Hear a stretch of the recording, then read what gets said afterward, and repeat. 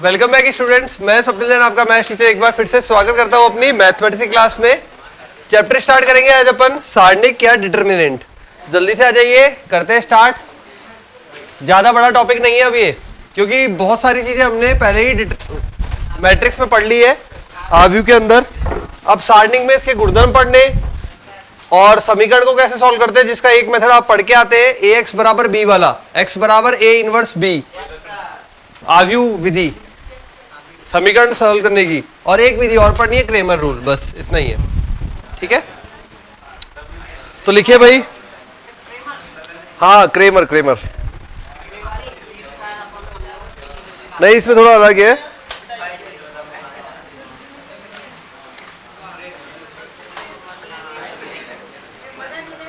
लिखे क्या?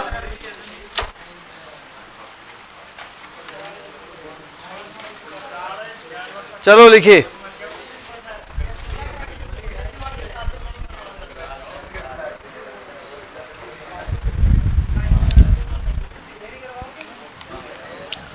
पहले लिखिए आव्यूह व सारणिक में अंतर। लिखते जाओ फटाफट, थ्योरी है पहले। आव्यूह व सारणिक में अंतर लिखा दिया था क्या? उसमें लिखा है, कहा था, बताया था टेबल। लिख लिया था? नहीं लिखा तो लिख लो, जिससे लिख लिया कोई बात नहीं। हाँ, पहला पॉइंट लिखिए, आव्यूह का संख्यात्मक मान होता है। जिसने लिख लिया उसके लिए मत लिखो, एक बार लिख लेना है बस। कहीं भी लिख लो, उसमें लिख लो, इसमें लिख लो, कहीं भी। आव्यूह का संख्यात्मक मान होता है, सॉरी, आव्यूह का नहीं होता है। आव्यूह का संख्यात्मक मान नहीं होता है, जबकि सारणिक का एक निश्चित मान होता है। जबकि सारणिक का एक निश्चित मान होता है।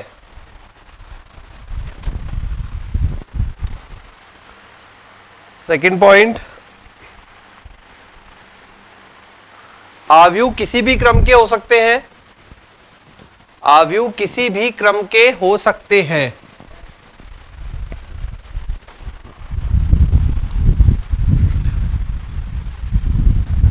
आव्यूह किसी भी क्रम के हो सकते हैं, जबकि सारणिक में सदैव पंक्ति व स्तंभ बराबर होते हैं। सारणिक में सदैव पंक्ति व स्तंभ बराबर होते हैं। पंक्ति व स्तंभ बराबर होते हैं।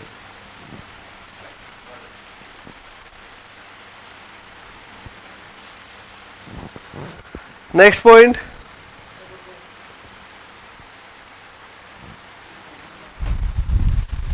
आव्यूह की पंक्ति एवं स्तंभ को बदलने पर एक नया आव्यूह प्राप्त होता है। एक नया आव्यूह प्राप्त होता है, जबकि सारणिक की पंक्ति व स्तंभ को परस्पर बदलने पर आव्यूह की पंक्ति व स्तंभ को बदलने पर एक नया आव्यूह प्राप्त होता है, जबकि सारणिक की पंक्ति व स्तंभ को बदलने पर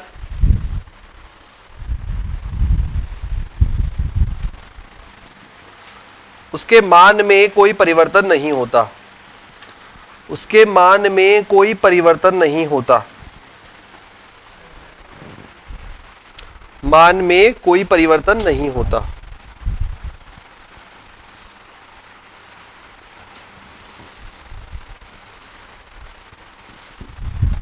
नहीं होता, फुल स्टॉप। नेक्स्ट लिखिए सारणिक का मान।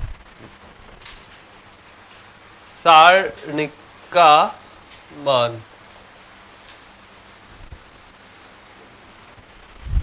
पहला लिखिए फर्स्ट पॉइंट, एक क्रम की सारणिक।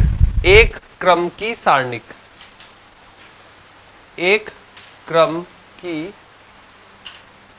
सारणिक 12th स्टैंडर्ड पे काम आता है जनरली। एक क्रम की सारणिक जो होती है वो इस प्रकार से शो की जाएगी।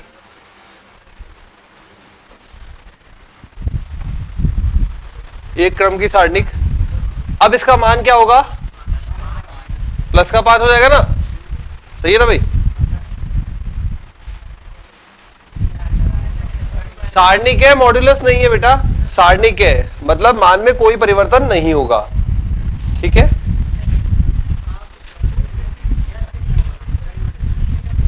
लिख लो, मॉड बस समझ लेना। और स्पेशल जो 12th का एग्जाम दे रहे हैं वो तो बिल्कुल नहीं, मॉड का कोई काम नहीं है 12th क्लास में। यहाँ पे हाँ लिखा हुआ है नहीं आएगा ये भी सही। ये सारणिक का मान है एक गुणा एक की, जिसमें एक अवयव होगा, ठीक है। तो -5 एक अवयव है तो उसकी वैल्यू क्या होगी, -5 खुद होगा, मतलब सारणिक एक का मान होगा -5। नेक्स्ट, दो क्रम की तो आती है वैसे आपको। द्वितीय क्रम की सारणिक का मान, द्वितीय क्रम की सारणिक का मान,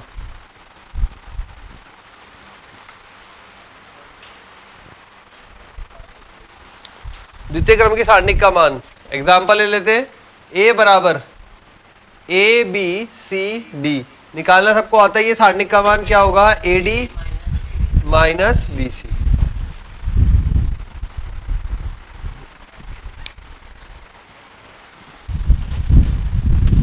ठीक है।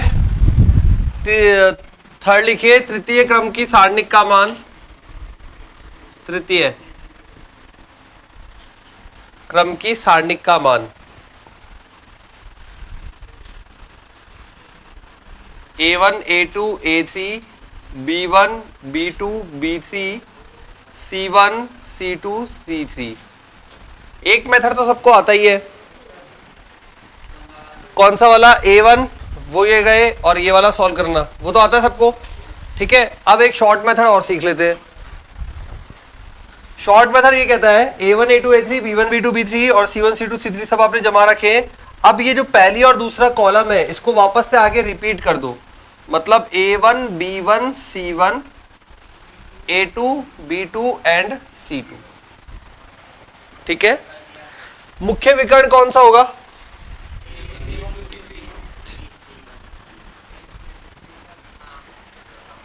ऐसा ही एक और विकर्ण ढूंढो, बन रहा है क्या कोई,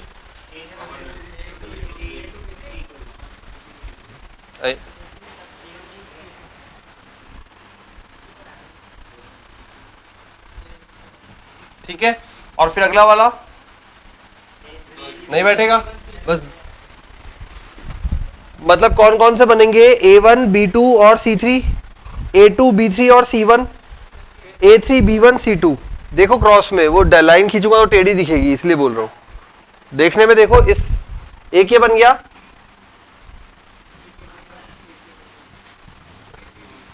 ठीक है, लाइन टेढ़ी दिखेगी मेरे वाले में, तो आप सही कर लेना। ये एक आ गया, ये दूसरा और तीसरा, तीन विकर्ण बनेंगे मुख्य विकर्ण के साथ में समांतर रूप में, एक फिर अगला फिर अगला, ठीक है। तीनों को क्या करना है, डायरेक्ट, ये इजी पड़ जाएगा, अभी ऐसा दिख रहा है संख्याओं में बहुत इजी हो जाएगा, अभी करेंगे देखना। तो ये पूरा गुणा किया प्लस ये पूरा गुणा किया प्लस ये पूरा गुणा किया, देन माइनस। अब उल्टा विकर्ण, उल्टा विकर्ण मतलब जैसे ये इधर आया था तो एक, इधर से दूसरा और इधर से तीसरा। हाँ सच में लिखो, वो आदत वैसी पड़ी हुई है ना 1 साल की, तो कोई नहीं। अरे नहीं होगी इसमें गलती, अभी देखना यूज करेंगे।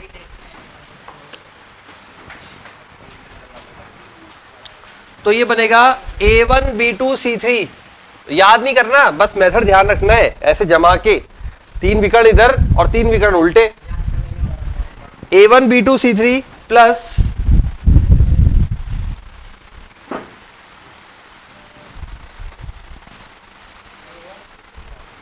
B2 C3 प्लस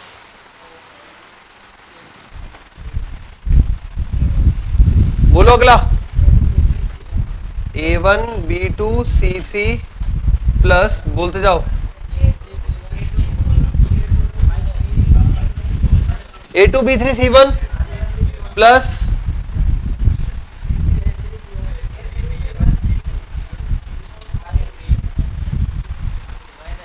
हाँ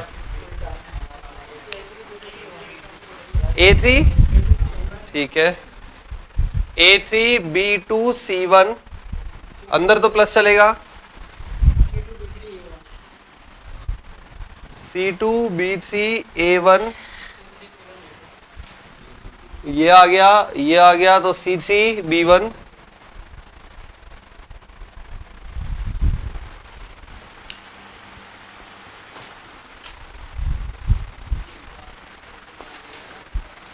ठीक है, दिखने में ऐसा लग रहा है अभी फॉर्मूले की फॉर्म में पहली बार पढ़ा है, इसलिए जब आप इसको अप्लाई करोगे क्वेश्चंस में तो जल्दी हो जाएगा। एक करके देखते हैं, लिखो एग्जांपल, एक करके देखो एग्जांपल, चाहे क्वेश्चन वाली कॉपी में कर लो चाहे कहीं भी कर लो, क्वेश्चन लिखो एक। इसी विधि से निकालना, वो लंबा वाला मेथड नहीं, इसी विधि से निकालना, तभी सीखेंगे ना। 1 2 -1 3 5 7 3 5 7 2 4 6 सारणी का मान निकाल रहे हैं, इस विधि को प्रैक्टिस कर रहे हैं अपन। सबसे पहले दोनों कॉलम को आगे रिपीट कर दूं, 1 3 2 2 5 4 2 5 4, ठीक है। अब मुख्य विकर्ण मार्क कर लिया और अब शुरू कर दिया, ब्रैकेट 6 पंजे 30,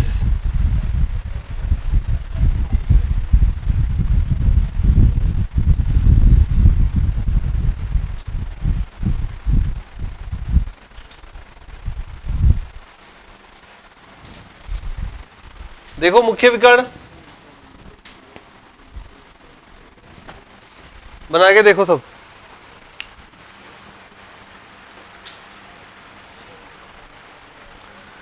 कितना आ रहा है बताओ। ऐसे मत देखो, एक क्रम याद रखो, बाहर जमाया, बाहर जमा, बाहर जमा, पहले ये जमा नहीं, फिर दिखने लग जाएंगे अपने आप। हाँ भाई ये हो गया। उसके बाद इधर से अपोजिट, 5 दूनी 10 -10, 4 7 चौक 28, 6 तिया 6 12 6 18 दूनी 36, 30 और ये 8 में से 2 गया तो 6, 1 3 और 1 4, 46 -36, ये 26, 26 दूनी 52 53 54, 6 4 4। थोड़ा सा प्रैक्टिस हो जाएगी ना, हो जाएगा। क्या बेटा ये कैसे किया, देख मुख्य विकर्ण मार्क किया, पहले तो दोनों बाहर निकाले, 2 कॉलम, मुख्य विकर्ण मार्क किया, 1 गुणा 5 गुणा 6 30, 2 7 2 7 दूनी 14 दूनी 28, -1 3 4 4 तिया 12 गुणा -1 -12, देन माइनस।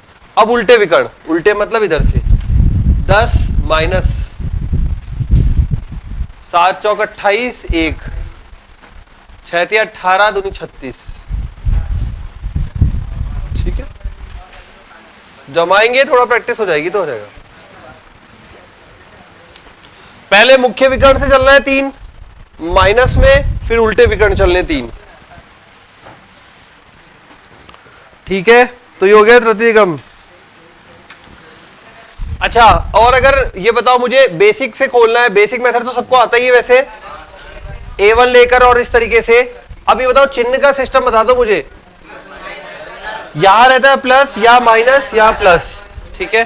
अब अगर सेकंड पंक्ति से खोलना है तो कैसे काम करता है, जो भी इसकी लोकेशन है, जो लोकेशन है इसकी पोजीशनिंग है, उसको दोनों को जोड़ दो। ये 11 होती है, ये 12 और ये 13, ये 21 22 23, पता है ना ये लोकेशंस, 31 32 33। अगर इनकी जो पोजीशनिंग है उनका योग विषम संख्या होती है तो माइनस आएगा पोजीशनिंग का। कई लोग ये समझ लेते 22 का मतलब, ठीक है, कई ये समझ लेते ये यहाँ पे ये जो है ये 33 लिखा हुआ है तो ये क्या हो गया, विषम संख्या हो गई। नहीं, इनका योग चेक करना है, योग। हाँ, योग जो आएगा 3 + 3 6, वो सम हो गया, इसलिए मतलब पॉजिटिव। तो यहां काम करेगा ये प्लस, ये माइनस, ये प्लस, माइनस प्लस माइनस, ये प्लस, ये माइनस, ये प्लस। देखो देखा गया, जागा जागा एक। जो इसकी पोजीशनिंग होती है, इनको जोड़ो, इनको जोड़ो और देखो सम या विषम है। सम पे पॉजिटिव, विषम पे नेगेटिव। जोड़ के देख, 1 + 1 2, 2 कैसा होता है, सम पॉजिटिव। 1 प्लस 2 3, 3 कैसा होता है विषम नेगेटिव। ऐसे पोजीशन तो पता है 11 12 13 21 22 23 31 32 33। ओके हो गए ये। अच्छा अब अगर लिखो, चलो आगे नेक्स्ट हेडिंग लिखिए, सारणिक के उपसारणिक तथा सहखंड।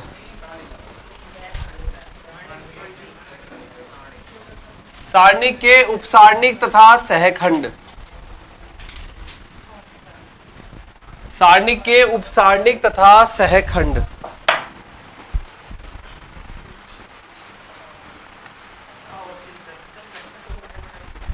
उपसारणिक तथा सहखंड।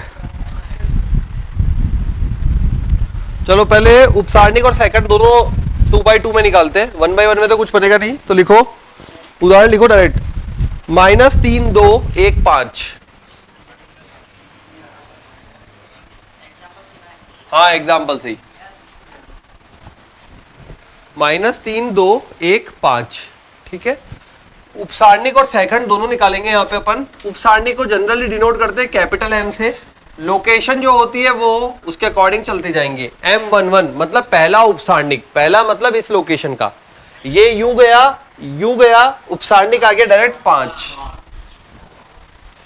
ठीक है, उसके बाद M12 उपसारणिक में चिन्ह का कुछ भी ध्यान नहीं रखना, बस आपको लोकेशन पे जाना है और 2 पे गए, यूं गया, ये आ गया 1, पंक्ति और स्तंभ को छुपा के 1। M21 2 और M22 5 पे खड़े होके -3, पंक्ति और स्तंभ छुपाते ना इस तरीके से। ठीक है, 5 पे है तो इस तरीके से छुपाओगे, 1 पे है तो यहां से यूं और ये यूं। ओके, ये हो गया उपसारणिक। इस पे माइनस प्लस का कोई फर्क नहीं पड़ेगा। अब आता है सहखंड। सहखंड पे पड़ता है फर्क, देखते कैसे। A11 लोकेशन देखिए इसकी 1 + 1 मतलब -1 की घात 1 + 1। अब गुणा इसकी वैल्यू निकाल दो, वही -3 की वैल्यू 5। यहां पे फर्क नहीं पड़ेगा इसलिए +5, क्योंकि ये सम बन रहा है। बार बार वही चीज है, लोकेशन का योग सम विषम। ठीक है, A12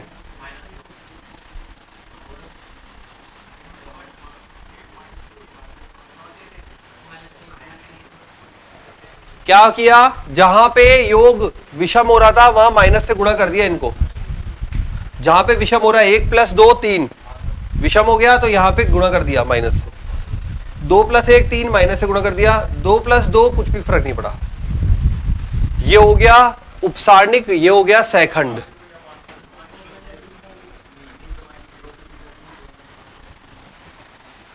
आ गया याद सारा। ठीक है, दोनों में डिफरेंस हो गया यहां पे कि भाई इसमें कोई माइनस का प्लस का चक्कर नहीं है, इसमें लोकेशन का चक्कर है। सहखंड से ही सहखंड मैट्रिक्स बनती है। मतलब ये अगर आपको बोला जाए एडजॉइंट ऑफ ए, सहखंडज आव्यूह, सहखंडज, बेटा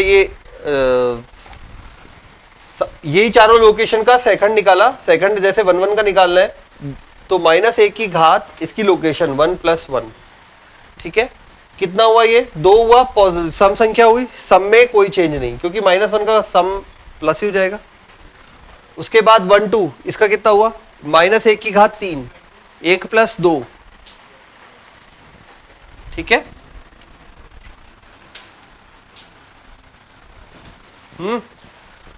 कैसे आ रहा है ये इन दोनों को जोड़ दिया, गुणा ये वाली वैल्यू जैसे ये निकाली थी, तो -1 से जब इस 1 को गुणा करेंगे तो -1 ही आएगा।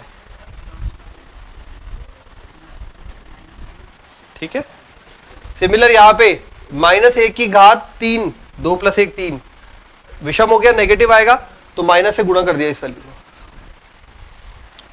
अच्छा, अब लिखे सहखंडज आव्यूह बराबर होता है, ये सारी वैल्यूज जमाएंगे, 5 -1 -2 -3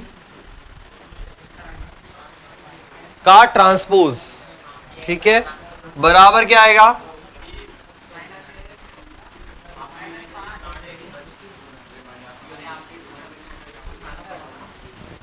पांच माइनस एक माइनस दो माइनस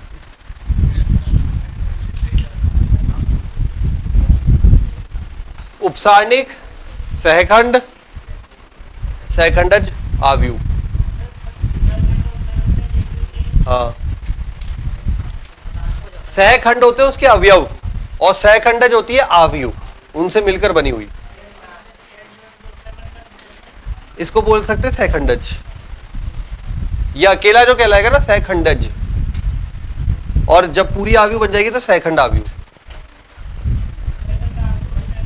अरे एक ही चीज है यार, तू रहने दे, मत कन्फ्यूज हो। हाँ,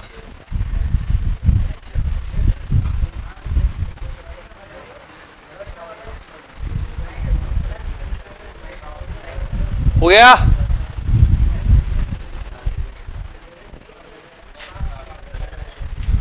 क्लियर है ना यहाँ तक सारी चीज? ठीक है, अब आते हैं ए इनवर्स पे। ए इनवर्स बराबर होता है 1 सारणिक ए का मान एडजॉइंट ऑफ ए। हालांकि थोड़ा बहुत पहले काम आ गया था, लेकिन यहां पे है एक्चुअल में इसका यूज, इसलिए यहां पे पूरा मेंशन कर रहे हैं अपन। ठीक है, तो ये एडजॉइंट ऑफ ए जो ऐसे बनेगी, तैयार होगी, ये पूरे प्रोसेस से जो तैयार होगी वो ए इनवर्स में यहां अटक जाएगी और 1 ए का डिटर्मिनेंट। ठीक है, ये आ जाएगा ए इनवर्स का मान। उसमें भी काम आया था, यहां भी काम आएगा, बट यहां ज्यादा यूज आएगा। वहां पे काम चल गया था अपना कैरेक्टरिस्टिक इक्वेशन से। ठीक है, यहां पे थोड़ा डिफरेंट रूप में आएगा, इसलिए करना है। ओके, लिखते जाओ सारी चीज, सब चीज मेंशन करते जाओ।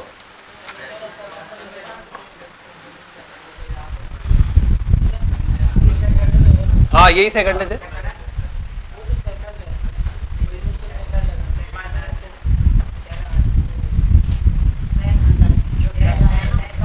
अरे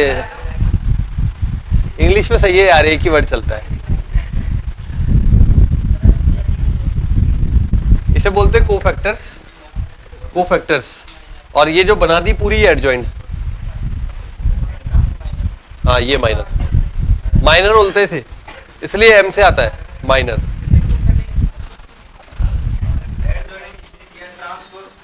हाँ ये है फाइनल, ये है फाइनल एडजॉइंट। तो सेकंड आव्यूह ये है फाइनल वाला।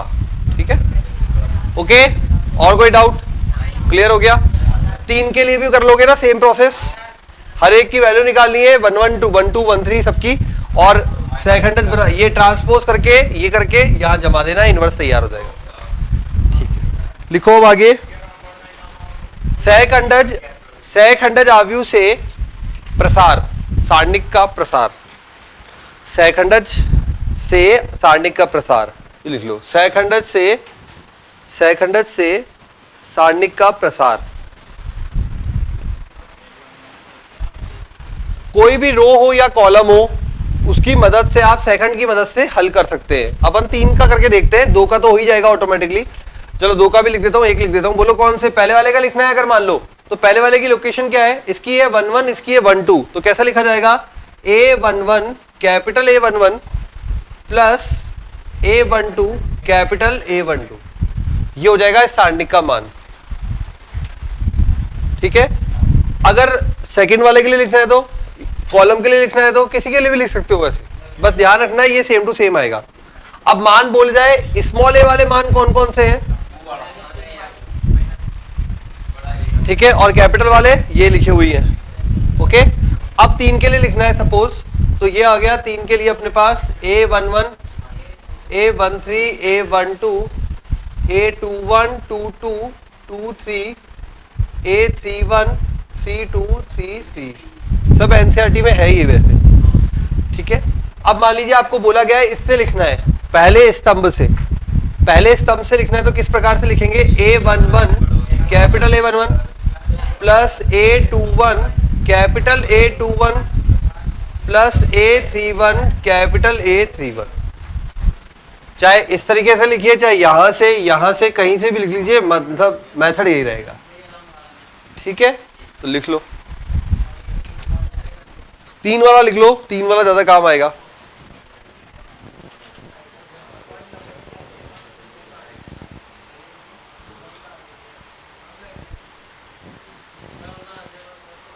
क्या हुआ?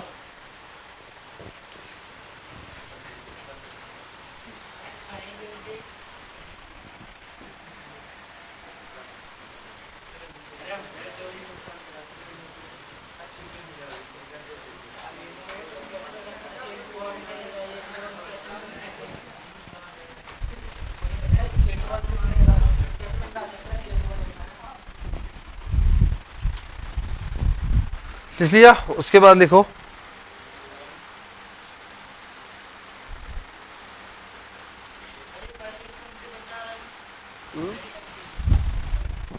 ये पहले स्तंभ से लिखा है 11, 21, 31 है ना?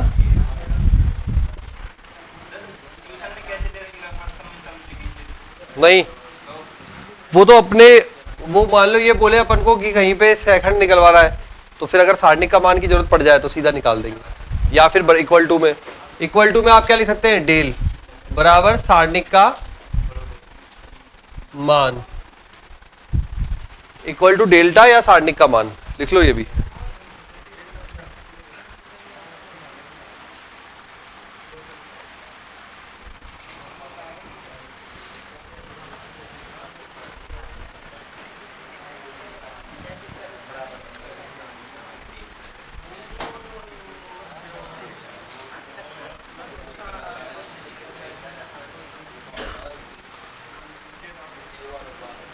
लिखिए फिर आगे, आव्यूह का व्युत्क्रम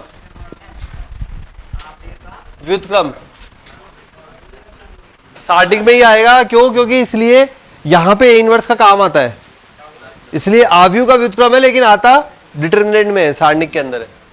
आव्यूह का व्युत्क्रम, जब उपसारणिक और ये सब पढ़ लेते हैं सेकंड, तभी तो आव्यूह का व्युत्क्रम निकलेगा। लिखिए फर्स्ट पॉइंट लिख लीजिए, ए इनवर्स बराबर 1 upon adjoint of A. Second point लिखो,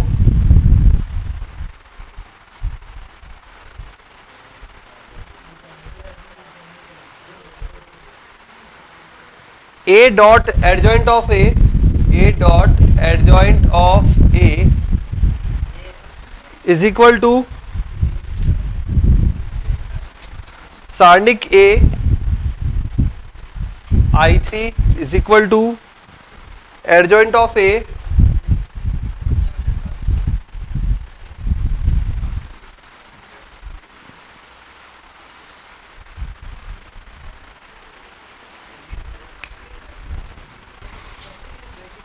यहां ए तृतीय क्रम का वर्गाव्यूह है। यहां ए तृतीय क्रम का मतलब 3 गुणा 3 का वर्ग आव्यूह है, तृतीय क्रम का वर्ग आव्यूह है। ए गुणा adjoint of A is equal to, ये हो गया सारणिक ए का मान I3 is equal to adjoint of A गुणा ए। ठीक है, क्रम चेंज रखा है। नंबर 3 लिखिए, प्रत्येक व्युत्क्रमणीय आव्यूह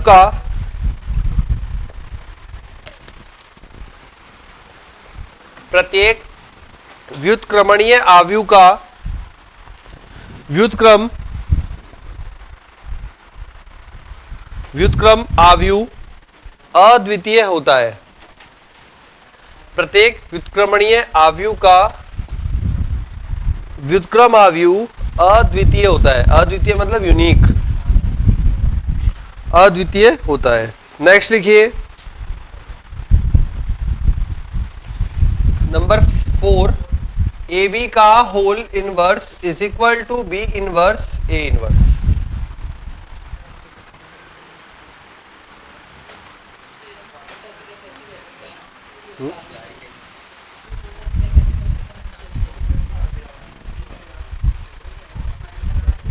पहले आगे वाला आता है फिर वो, लेकिन सारणी के तो क्या हुआ, ए बी का होल इनवर्स है ना, पहले ए बी गुणा हुआ है फिर इनवर्स निकाला है, इसके बराबर।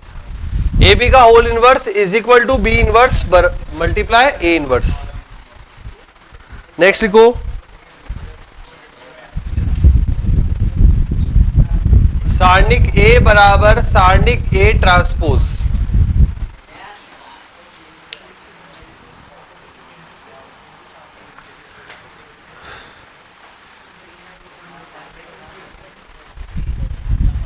नेक्स्ट लिखिए ए ट्रांसपोज का इनवर्स।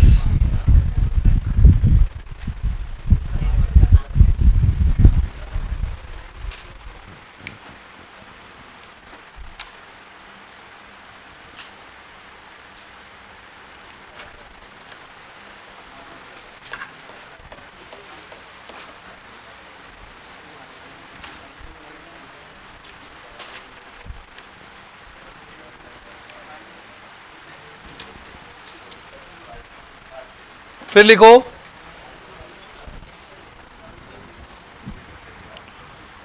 सारणिकों के अनुप्रयोग। सारणिकों के अनुप्रयोग। सारणिकों के अनुप्रयोग। अनुप्रयोग मतलब उपयोग, कहां का काम आ रहा है। सारणिकों के अनुप्रयोग। पहला लिखिए त्रिभुज का क्षेत्रफल। फर्स्ट पॉइंट त्रिभुज का क्षेत्रफल।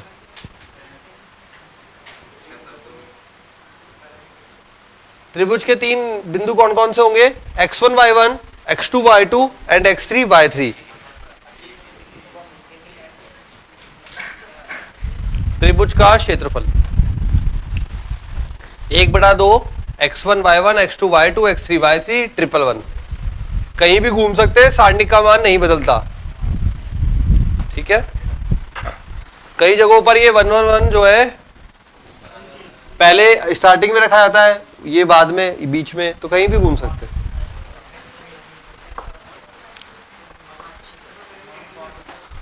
हाँ नहीं, वो तो पॉजिटिव ही करना है वापस। नेक्स्ट लिखो सेकंड, तीन बिंदुओं के संरेख होने पर, सेकंड है सेकंड उपयोग, तीन बिंदुओं के संरेख होने पर, तीन बिंदुओं के संरेख होने पर त्रिभुज का क्षेत्रफल बराबर, तीन बिंदुओं के संरेख होने पर त्रिभुज का क्षेत्रफल बराबर 0। ठीक है, त्रिभुज का क्षेत्रफल बराबर 0। तो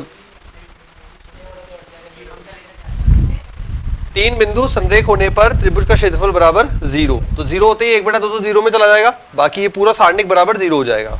ठीक है, तो आप तो यही लिख लो त्रिभुज का क्षेत्रफल बराबर 0, याद रह जाएगा। लिख लिया। थर्ड पॉइंट, दो बिंदुओं से गुजरने वाली रेखा का समीकरण। दो बिंदुओं से गुजरने वाली रेखा का समीकरण।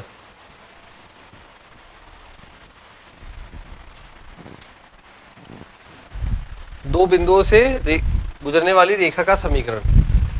सरल रेखा बताओ मुझे, संरेख होगी या नहीं होगी? सरल रेखा संरेख होगी या नहीं होगी? होगी। उस पर जितने भी बिंदु आएंगे एक ही लाइन में होंगे। संरेख का मतलब होता है एक लाइन पर स्थित होना। संरेख वर्ड का मतलब होता है समान रेखा पर स्थित होना, समान रेखा पर स्थित होना। ठीक है, तो एक ही लाइन पर होगी। अगर एक ही लाइन पर होगी तो इसका मतलब यह है कि क्षेत्रफल बराबर 0 होगा। तो क्या फर्क आएगा? ये 1/2 तो 0 में चला जाएगा, और आपको समीकरण निकालनी है, इसलिए कहीं भी हो सकते हैं, चाहे पहले वाले पे रख लो, दूसरा एक xy बन जाएगा, बाकी बिंदु आएंगे। आपको बोला है दो बिंदुओं से गुजरने वाली रेखा का समीकरण। दो बिंदु का मतलब वो बोल देगा 2,3 व 4,5 से गुजर रही है।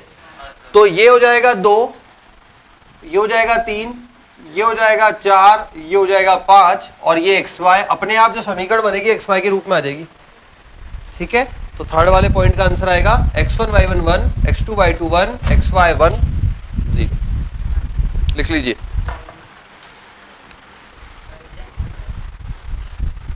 लिया।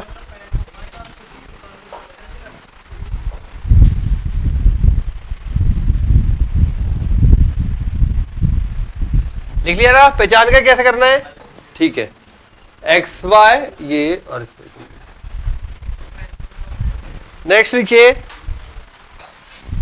रैखिक समीकरण निकाय का हल। रैखिक समीकरण निकाय का हल। रैखिक समीकरण निकाय का हल।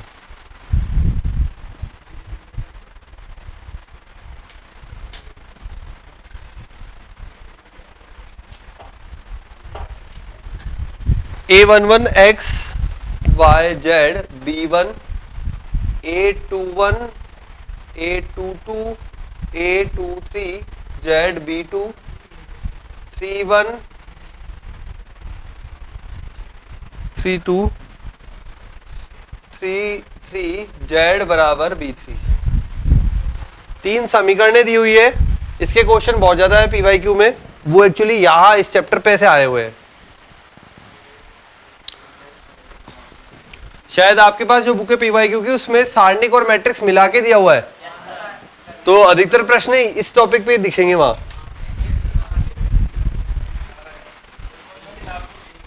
है एक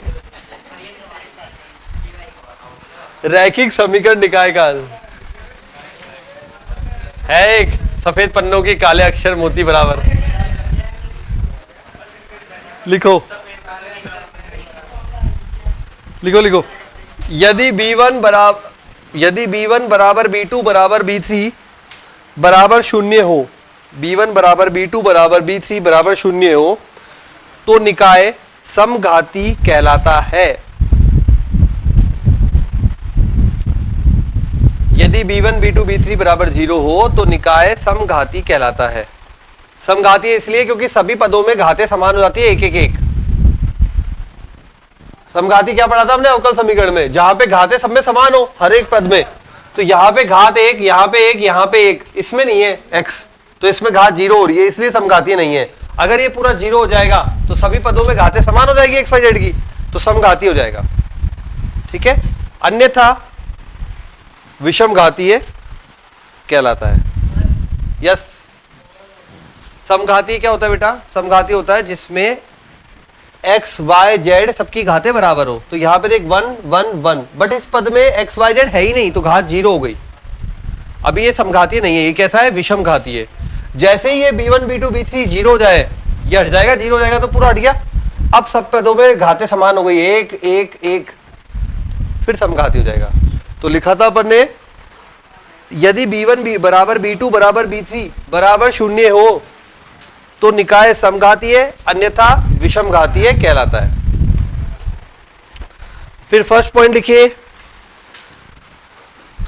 क्रेमर नियम। क्रेमर नियम, क्रेमर, अच्छा लिखो।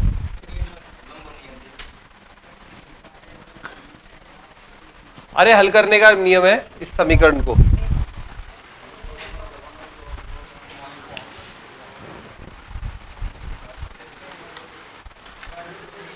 क्रेमर नियम लिख लिया।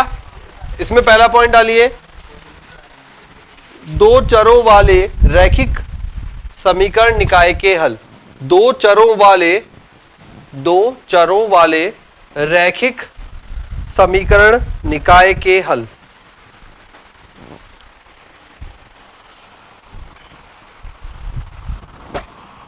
दो चरों वाले रैखिक समीकरण निकाय के हल। देखो, थ्योरेटिकल पोर्शन में कवर करने की कोशिश कर रहा हूं जिसमें आपका एडवांस वाले पार्ट, मतलब जो छोटी छोटी चीजें ना, वो भी कवर हो जाए, तो वापस से नहीं लिखाना पड़े। ऐसा नहीं यही थ्योरी वापस लेके लिखवाएंगे एडवांस के लिए, कुछ नहीं, कुछ एक्स्ट्रा होगा तो ऐड करेंगे, बाकी कुछ भी नहीं करना। ठीक है, थ्योरेटिकल पोर्शन लगभग ऐसा लिख रहे हैं कि सब छोटी चीजें कवर हो रही है। ठीक है, तो इसीलिए सारी चीजें मेंशन करा रहा हूं। अब ये बोलोगे कि बहुत सारी चीजें ये तो हमें पता है, इनवर्स निकालना तो हमें आता है, वो सारी चीजें सही है, लेकिन एक पूरा नोट्स तैयार हो रहे, तो जब भी कभी काम आएंगे तो बहुत यूजफुल हो जाएंगे। ठीक है, जब भी फर्स्ट ईयर में ही काम आ जाएंगे। फर्स्ट ईयर में ये सारे टॉपिक फिर से पढ़ने इंग्लिश में। बीएससी नहीं, बीएससी का पता नहीं, इंजीनियरिंग में पढ़ने, बीएससी में पता नहीं। और इंजीनियरिंग के बाद मैंने एक एग्जाम बताया था आपको, जो IES का एग्जाम होता है, इंडियन इंजीनियरिंग सर्विसेज, उसमें मैथ्स का भी पोर्शन रहता है। और एक और एग्जाम होता है, वो भी इंजीनियरिंग के बाद होता है, गेट। कई बच्चों ने सुना है, अरे वो गेट वो वाला नहीं। ठीक है, तो ये वाला पेपर होता है। इससे ना, या तो एमटेक में जिन स्टूडेंट्स को एमटेक करनी होती है IIT से और NIT से विद स्टाइपेंड। स्टाइपेंड का मतलब होता है आप पढ़ाई करोगे और पैसा भी आएगा। ठीक है, बस यही तो चाहिए था।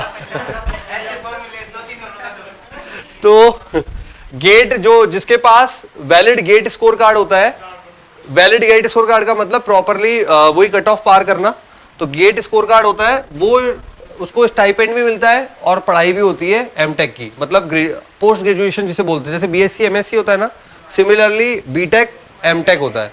ठीक है, तो ये एमटेक की पढ़ाई के लिए एंट्रेंस टेस्ट है ये, जिससे आईआईटी और एनआईटी में एडमिशन मिलता है, लेकिन फिर स्टाइपेंड भी मिलेगा। आईआईटी का स्टाइपेंड ज्यादा होता है, एनआईटी का थोड़ा कम होता है, और जो राजस्थान के गवर्नमेंट कॉलेज है जिसके पास स्कोर कार्ड के थ्रू एडमिशन है उसका थोड़ा और कम होता है। बस यही फर्क होता है, पढ़ाई लगभग सेम होती है, क्योंकि ये जो एंट्रेंस टेस्ट है ना वो सेम सब पूरे ऑल ओवर इंडिया एक ही पेपर लग रहा है, तो सबने इंजीनियरिंग की जो पढ़ाई की है अलग अलग कॉलेजेस में, सिलेबस सेम होगा तभी तो पेपर दे पाएंगे एक ही। अभी भी तो अपन एक ही पेपर क्यों दे पा रहे हैं, क्योंकि हमने भी अवकलन पढ़ा है, जो वहाँ साउथ में बैठा है उसने भी अवकलन पढ़ा है, उसने भी समाकलन पढ़ा है, हमने भी पढ़ा है, तो वही पेपर दे रहे हैं, कॉमन सिलेबस का सिमिलर है।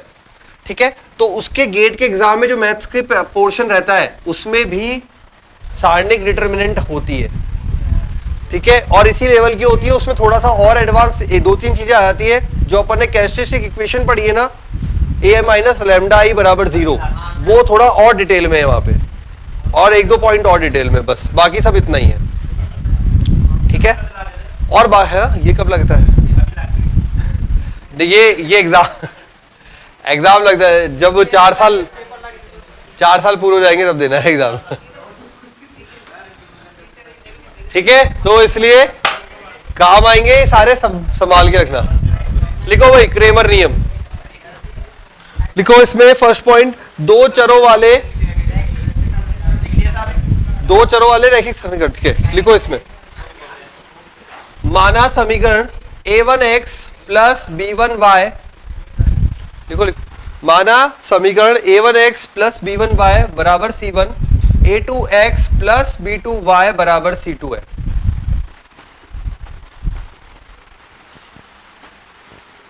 सबसे बढ़िया नियम है ये, सबसे आसान पड़ता है। ये दो समीकरणें दिखेगी इस प्रकार से 3x प्लस 4y और है ना, तो करना क्या है, लिखिए x बराबर delta 1 upon delta and y बराबर डेल्टा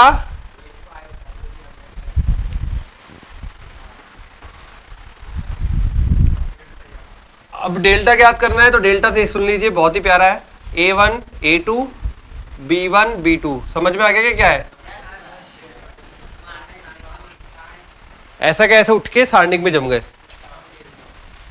सारणिक का मान होता है, इसका मतलब डेल्टा का मान आ जाएगा, पूरा हल करके वो मान रहेगा डेल्टा का।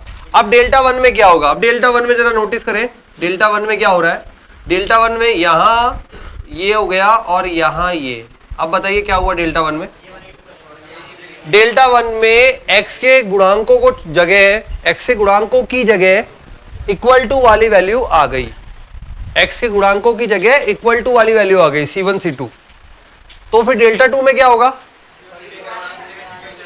कर दो, डेल्टा 2 में a1 a2 c1 c2, करो जल्दी जल्दी, बातें मत करो यार।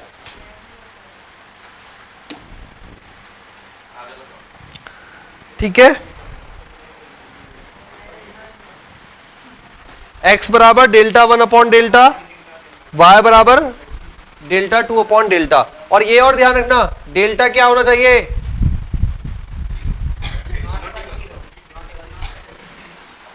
जीरो के बराबर हो गया तो रंग,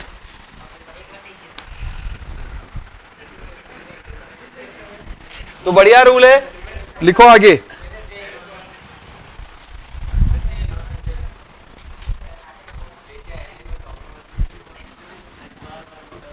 डेल 1 निकालना था, तो डेल 1 में ये 1 वाले चीज हट गई, ये वाली,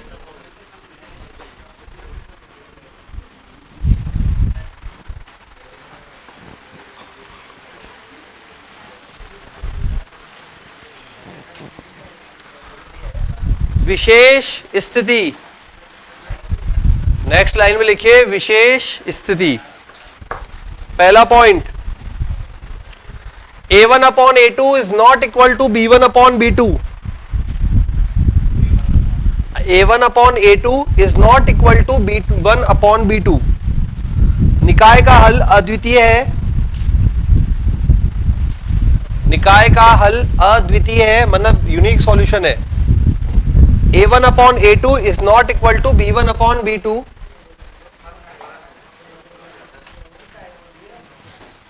इसमें लिखिए निकाय का हल अद्वितीय है, ये लिखो।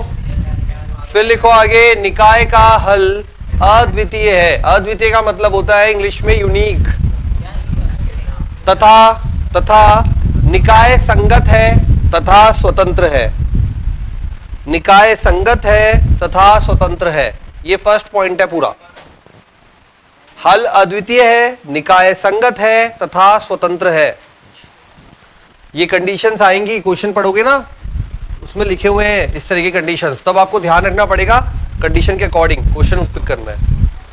सेकंड लिखिए a1 अपॉन a2, अरे नहीं, a1 upon a2 b1 upon b2 not equal to c1 upon c2। निकाय का हल संभव नहीं है तथा निकाय असंगत है। निकाय का हल संभव नहीं है तथा निकाय असंगत है। a1 upon a2 b1 upon b2 c1 upon c2।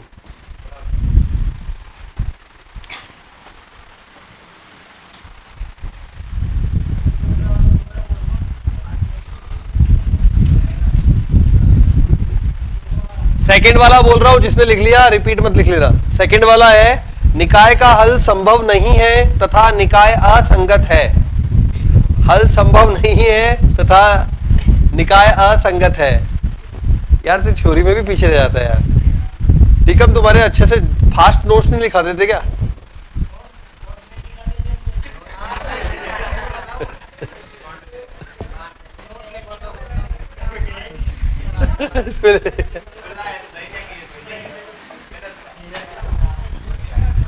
लिखो थर्ड में लिखिए। थर्ड में लिखिए निकाय के अनंत हल है। थर्ड में निकाय के अनंत हल है तथा निकाय संगत तो है। निकाय के अनंत हल है, निकाय संगत तो है परंतु स्वतंत्र नहीं है। संगत तो है परंतु स्वतंत्र नहीं है।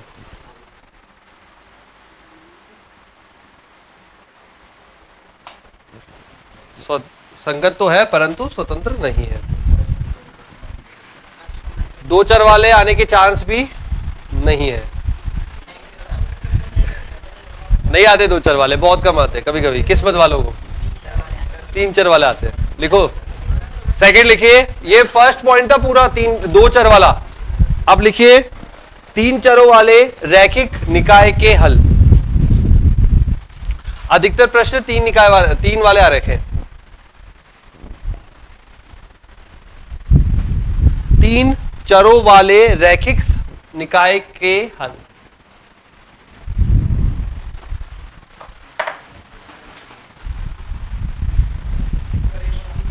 ठीक है, तीन चर वाले। तो लिखिए माना समीकरण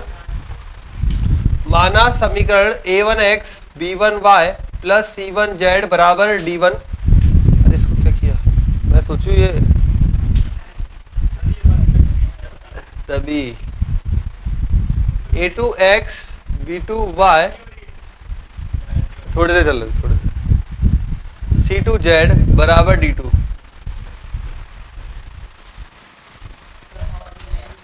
अरे अपने आप ही सिग्नल टर्न ऑन हो जाता है, बोलते हैं गर्मी लगने लगी। क्या हो गया भाई? a3x b3y c3z बराबर d3।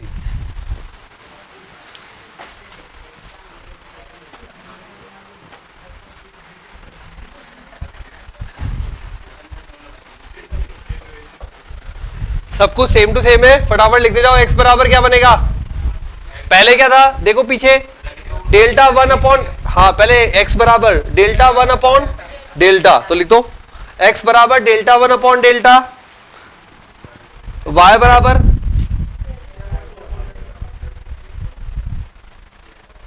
एक ही लाइन में लिख दो फटाफट से, और डेल्टा 3 अपॉन डेल्टा, और डेल्टा क्या होना चाहिए, 0 होना चाहिए ना भाई, नॉट इक्वल टू 0।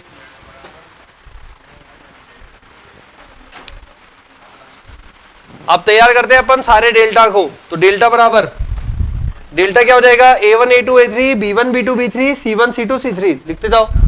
डेल्टा लिखिए a1 a2 a3 b1 b2 b3 c1 c2 c3। Praveen, अब डेल्टा 1 डेल्टा 2 डेल्टा 3 बनाओ जल्दी। हाँ बिल्कुल, D1 D2 D3 B1 B2 B3 C1 C2 C3। ध्यान रखना ये इक्वल टू की फॉर्मेट में है ना, तो आपको समीकरण कैसी भी दी जाए आपको पहले इक्वल टू में सेट करना है, तभी ये सारे काम करेंगे आप। डेल्टा 1 में इन तीनों को उठाया और ये D1 चिपका दिए। अब डेल्टा 2 में सेकंड पे चिपका दो और डेल्टा 3 में थर्ड पे चिपका दो।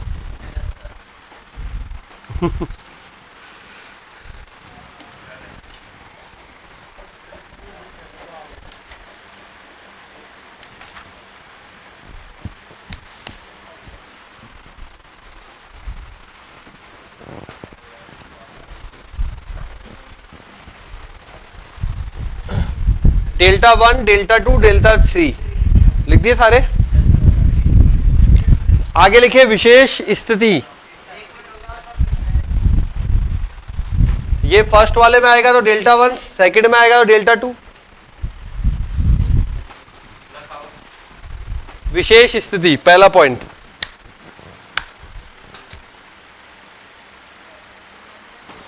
यदि delta is not equal to 0, यदि delta is not equal to 0 हो तो, डेल्टा नॉट इक्वल टू 0 हो तो समीकरण निकाय संगत होता है, समीकरण निकाय संगत होता है तथा निकाय का हल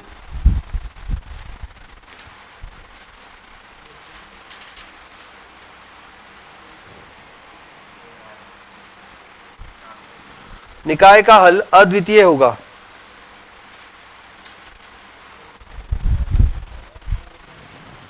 अद्वितीय होगा, अद्वितीय मतलब यूनिक। सेकंड पॉइंट, यदि डेल्टा इक्वल टू 0 हो तो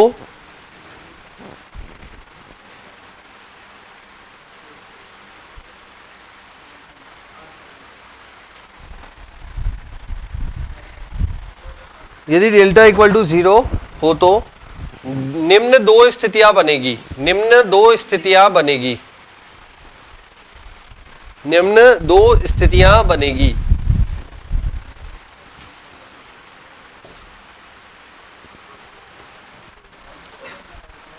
अब पहली स्थिति लिखते हैं, डेल्टा इक्वल टू 0 हो गया तो दो स्थितियां बनेगी। पहली स्थिति लिखिए, यदि डेल्टा 1 बराबर डेल्टा 2 बराबर डेल्टा 3 बराबर 0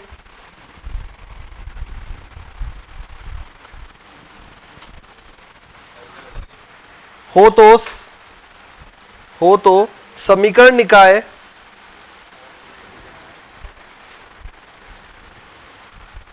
संगत या असंगत हो सकता है।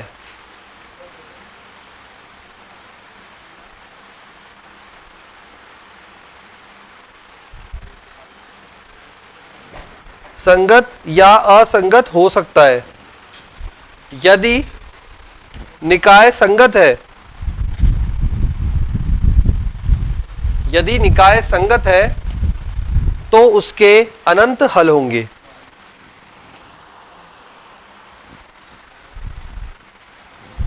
यदि निकाय संगत है तो उसके अनंत हल होंगे। ठीक है, उसके अनंत हल होंगे।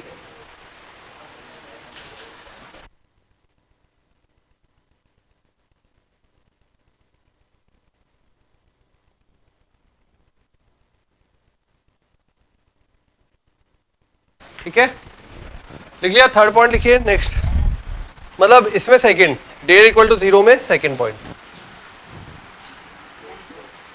वो तो लिख लिया ना, निकाय संगत है तथा इसके अनंत हल होंगे। फिर लिखो डेल्टा 1 डेल्टा 2 डेल्टा 3 में से कोई एक अशून्य हो। हाँ, डेल तो 0 हो ही गया, डेल 0 में दो कंडीशन है, पहली हो गई, सेकंड लिख रहे हैं डेल्टा 1 डेल्टा 2 डेल्टा 3 में से कोई एक अशून्य हो, कोई एक अशून्य हो तो समीकरण निकाय असंगत होगा, तो समीकरण निकाय असंगत होगा।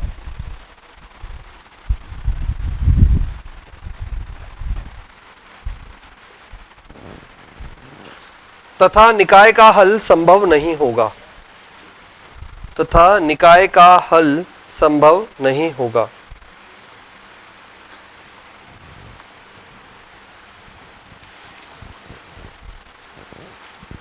निकाय का हल संभव नहीं होगा, ये हो गया क्रेमर रूल। सेकंड रूल लिखिए अब,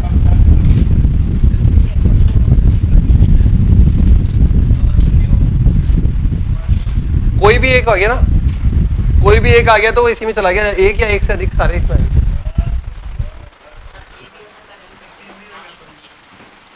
कोई एक से बाद ही वो रूल अप्लाई हो जाएगा, ठीक है। सेकंड लिखिए आव्यूह सिद्धांत, आव्यूह सिद्धांत, क्रेमर हो गया आव्यूह सिद्धांत, आव्यूह सिद्धांत। अब लिखो, ये तो समीकरण तो लिखी हुई है ही, ए एक्स बराबर बी, जहां ए बराबर, ये आपने यूज किया हुआ है 12th में,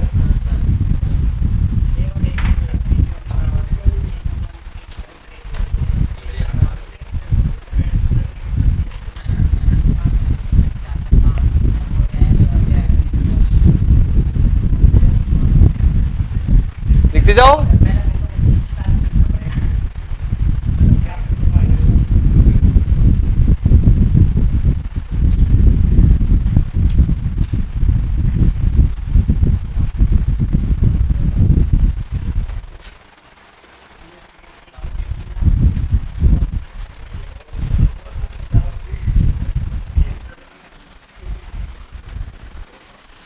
ए एक्स बराबर बी, एक्स बराबर A inverse B, so X बराबर ए इनवर्स निकालना आ ही जाएगा।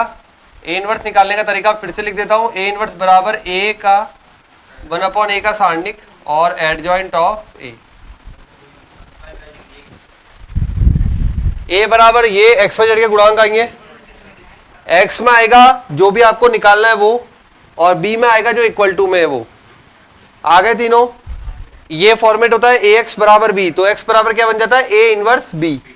ए इनवर्स कैसे निकालेंगे, ये ए बना हुआ है, इसका इनवर्स निकालना है। इनवर्स निकालने का मेथड एडजॉइंट निकालोगे और ये पूरा ये रहा इनवर्स, और गुणा कर दोगे बी के साथ, तो एक्स वाई जेड के मान आ जाएंगे।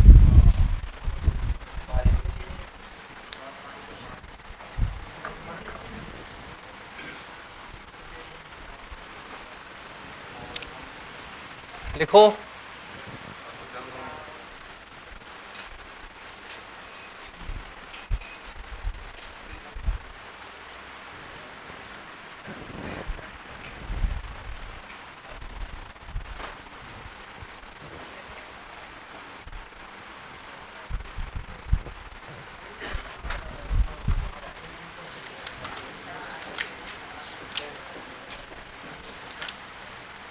देखिए पॉइंट नंबर 1,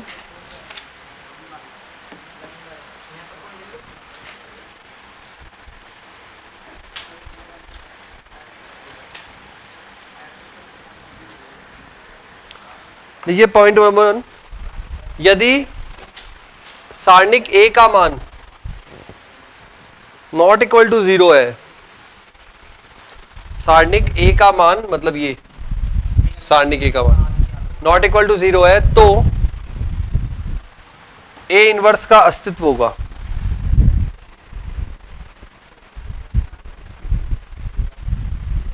तब ए इनवर्स का अस्तित्व होगा। सेकंड पॉइंट लिखिए, यदि सारणिक A का मान इक्वल टू 0 है तब A इनवर्स का अस्तित्व नहीं होगा।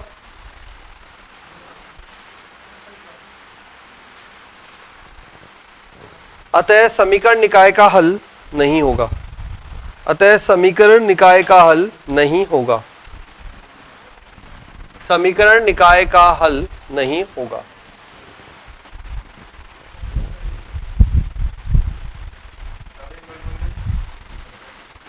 जब ये बराबर 0 है तब A इनवर्स का अस्तित्व नहीं होगा, अतः समीकरण निकाय का हल नहीं होगा।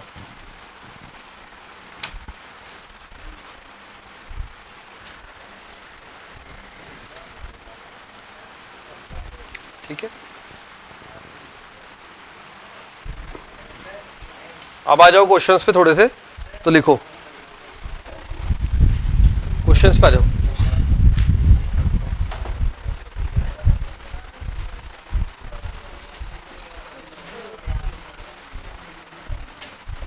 लिखिए बेटा, क्वेश्चंस, दो बिंदुओं 4,3, दो बिंदुओं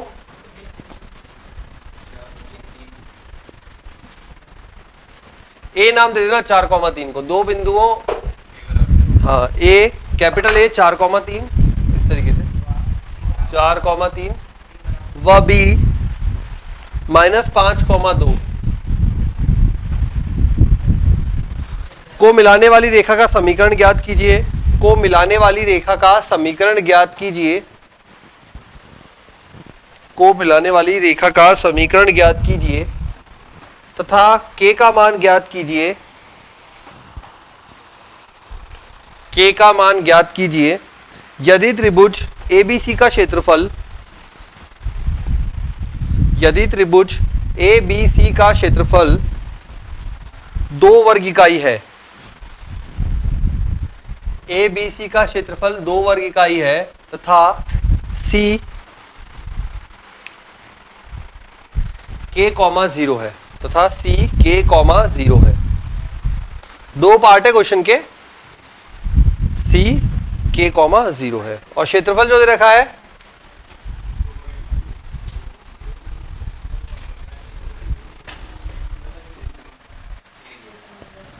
पहले बोला है अपन को समीकरण ज्ञात करनी है। सिंपल समीकरण ज्ञात करने के लिए x1 y1 x2 y2 xy 1 1 1 बराबर 0 लिखवाया था। समीकरण ज्ञात करने के लिए करो, समीकरण ज्ञात करो, सभी मेथड लिखवा रखा है। समीकरण ज्ञात करने का फॉर्मूला लिखवा रखा है, फिर से बोल देता हूं x1 y1 x2 y2 xy 1 1 1 0। ये हो जाएंगे आपके a और b, x1 y1 x2 y2। a और b के लिए निकालनी है समीकरण। x3 y3 नहीं, x3 y3 नहीं, हाँ अभी xy।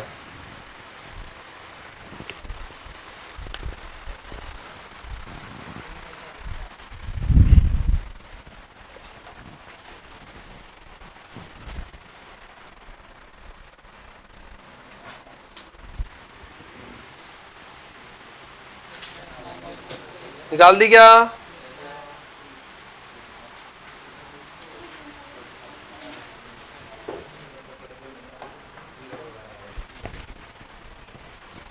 समीकरण आएगी x माइनस का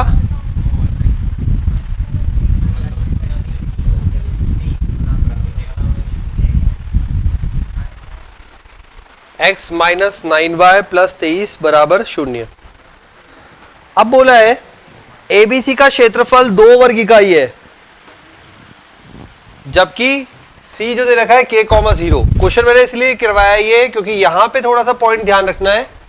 जब आपको क्षेत्रफल निकाल, अब क्षेत्रफल दिया हुआ है, देखो क्षेत्रफल हमेशा पॉजिटिव होता है, बट थोड़ा सा पीछे जाके सोचो, क्षेत्रफल हो सकता है यहाँ पे नेगेटिव निकला होगा और फिर उसने पॉजिटिव में कन्वर्ट किया होगा, या फिर क्षेत्रफल पॉजिटिव ही आया होगा और उसने उसको डायरेक्ट यूज कर लिया होगा। दोनों तरीके हो सकते हैं ना। उसने हमें बोल के दिया है कि क्षेत्रफल 2 वर्ग इकाई है, बट जब कैलकुलेट किया होगा तब वो मैथमेटिकली हो सकता है नेगेटिव आया हो या फिर पॉजिटिव आया हो सकता है ऐसा। इसीलिए आपको क्षेत्रफल जब के का मान जब भी फाइंड करना होता है, क्षेत्रफल का मान जब भी फाइंड करना होता है तब आप के का मान जब भी फाइंड करना होता है तब आप क्षेत्रफल को हमेशा पॉजिटिव और नेगेटिव दोनों लेकर हल करते हैं और के 2 मान निकलते हैं। हाँ, दोनों आंसर सही होंगे।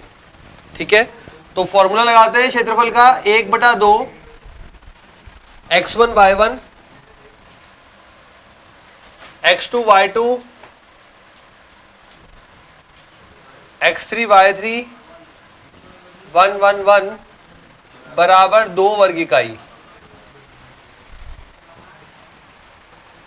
ध्यान रखेंगे क्षेत्रफल पॉजिटिव होता है, बट जब भी के फाइंड करना हो तब क्षेत्रफल को पॉजिटिव और नेगेटिव दोनों कंसीडर करते हैं। ठीक है, अब सॉल्व कर दें इसको और के मान निकालें। जब भी के फाइंड करना हो क्षेत्रफल को पॉजिटिव और नेगेटिव दोनों लेंगे।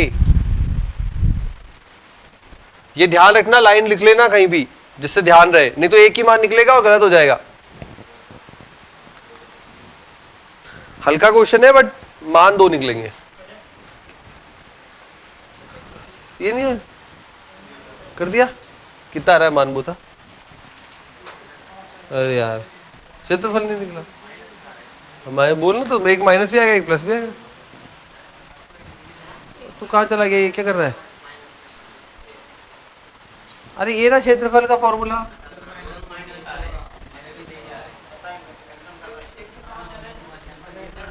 दोनों माइनस में आ रहे, -19 -27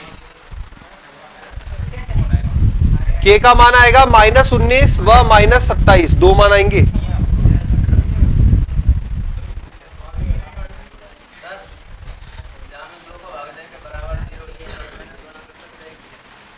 हाँ, समीकरण संतुष्ट करेगी ना, करा सकते हैं, बट ये क्वेश्चन का पार्ट इसमें पूछा है, वहां पूछेगा नहीं, डायरेक्ट पूछेगा वहां से। ये 2 पार्ट में ना क्वेश्चन इसमें। हाँ, क्योंकि ये सरल रेखा के समीकरण है, ये तीनों उसके पार्ट है।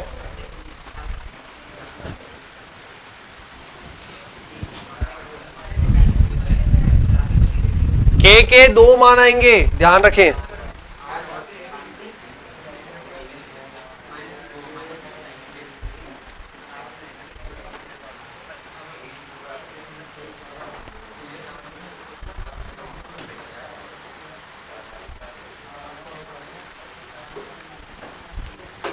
देखिए भाई,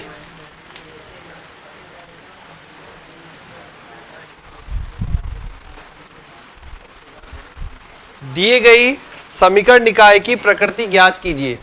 दी गई समीकरण निकाय की प्रकृति ज्ञात कीजिए। प्रकृति जो मैंने टिप्पणियां लिखवाई है ना, विशेष स्थितियां, वैसी वही प्रकृति बताएगा। तो समीकरण निकाय है x + y + z बराबर 2, x + 2y + 3z बराबर 5, 2x +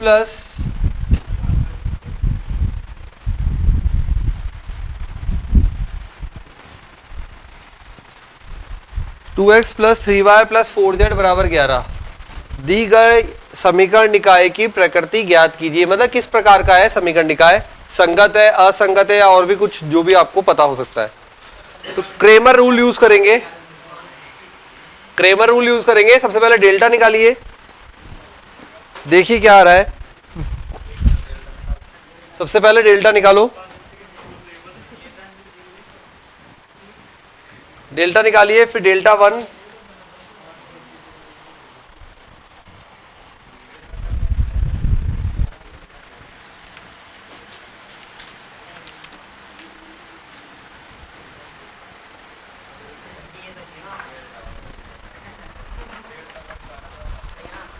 हाँ बिल्कुल सही है, आगे बढ़ जा।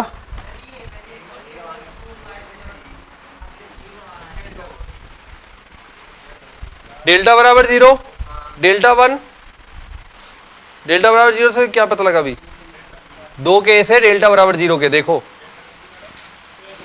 पेज पलटो। डेल्टा बराबर 0 के दो केस है, आगे बढ़ो, डेल्टा 1 निकालो।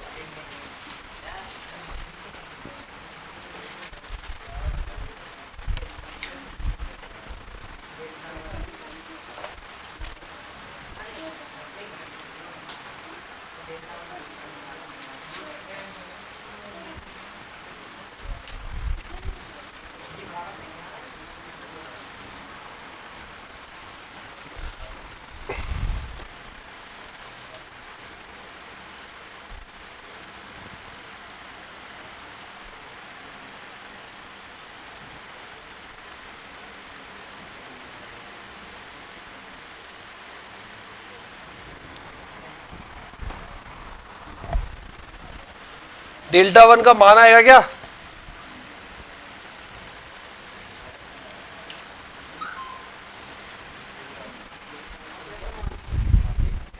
मान आ रहा है? नॉट इक्वल टू 0 आ रहा है ना डेल्टा 1? तो कंडीशन में जाओ और देखो क्या लिखी थी। यदि एक भी अशून्य हो गया तो अपना काम तो हो गया, वहीं से पता लग जाएगा। तो निकाय कैसा होगा? असंगत, और हल संभव नहीं है। निकाय असंगत और हल संभव नहीं है।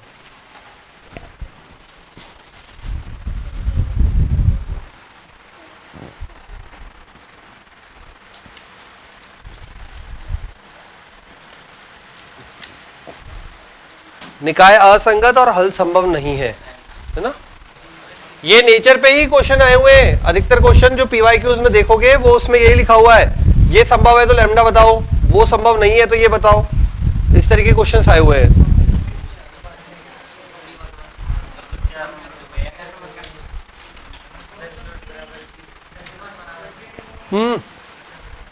इसका आंसर आएगा डेल्टा बराबर 0, delta 1 is not equal to 0, अतः निकाय असंगत है तथा हल संभव नहीं है। अगर डेल्टा 1 0 आ जाता तो डेल्टा 2 निकालते, अगर वो भी 0 आ जाता तो डेल्टा 3 निकालते, और तीनों 0 आ जाते तो दूसरी कंडीशन बन जाती। अतः निकाय असंगत है तथा हल संभव नहीं है। तो अब ये सारे क्वेश्चंस करेंगे पीवाईक्यू में, ठीक है? नहीं अभी तो, हाँ कल क्वेश्चन कल, हाँ अभी थ्योरी पे आ जाओ वापस।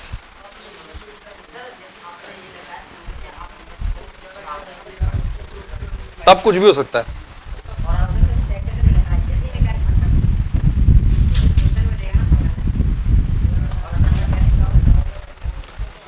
नहीं देगा, नहीं देगा, सब क्वेश्चन में देता है। लिखो भाई, नहीं थ्योरी। अब लिखो सारणिक के गुणधर्म।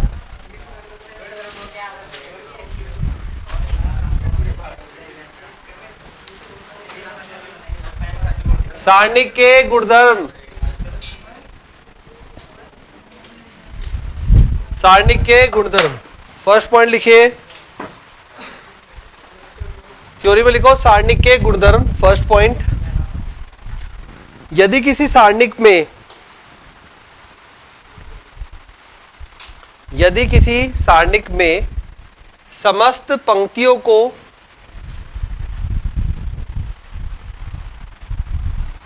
स्तंभों में, समस्त पंक्तियों को स्तंभों में तथा समस्त स्तंभों को पंक्तियों में, यदि किसी सारणिक में समस्त पंक्तियों को स्तंभों में और स्तंभों को पंक्तियों में बदल दे तो सारणिक के मान में कोई परिवर्तन नहीं होता है। तो सारणिक के मान में कोई परिवर्तन नहीं होता है।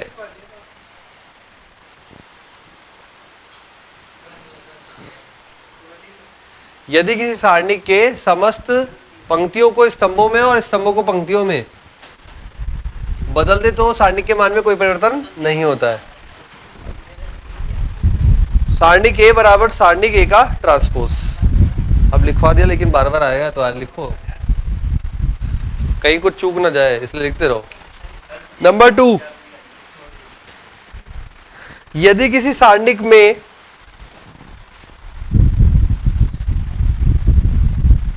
ये तो समस्त की बात थी पहले पॉइंट पे। अब दूसरा पॉइंट, यदि किसी सारणिक में दो पंक्तियों या दो स्तंभों को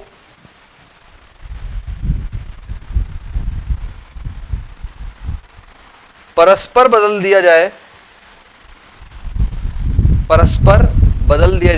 इंटरचेंज, परस्पर बदल दिया जाए, तो सारणिक का संख्यात्मक मान वही रहता है,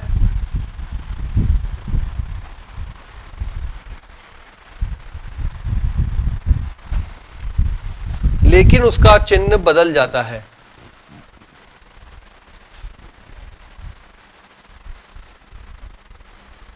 संख्यात्मक मान वही रहता है, लेकिन उसका चिन्ह बदल जाता है।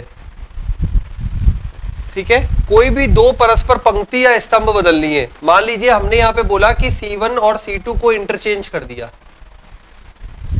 C1 और C2 को इंटरचेंज कर दिया, तो क्या बन जाएगा, डेल्टा बराबर माइनस आ जाएगा बाहर, यह आ जाएगा B1 B2 B3, A1 A2 A3 और C1 C2।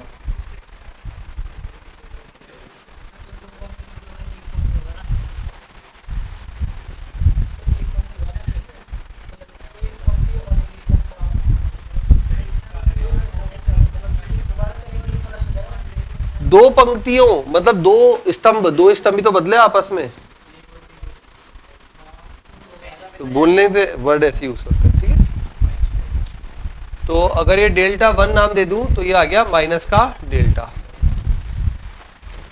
कोई भी दो पंक्तियों को या फिर दो स्तंभों को आपस में बदल दिया, चाहे पंक्तियां हो सकती है या स्तंभ हो सकते हैं। तो यहां पे हमने स्तंभ बदले C1 और C2, ये C2 को उठाकर C1 पे ले आया, C1 को C2 पे, तो जो मान होगा वो इसका डेल्टा था, तो यहां पे इसका बन जाएगा माइनस डेल्टा। अगर एक बार और बदल दोगे तो प्लस डेल्टा, फिर बदल दोगे तो माइनस डेल्टा। ठीक है, नंबर 3,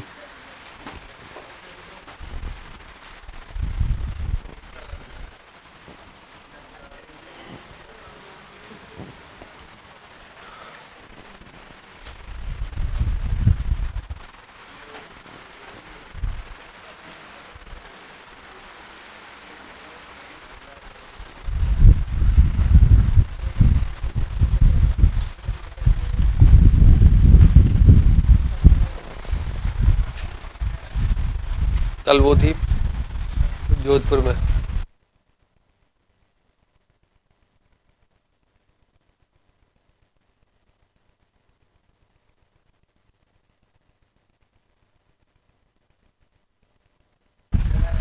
साठ गाड़ियां पूरे जोधपुर से।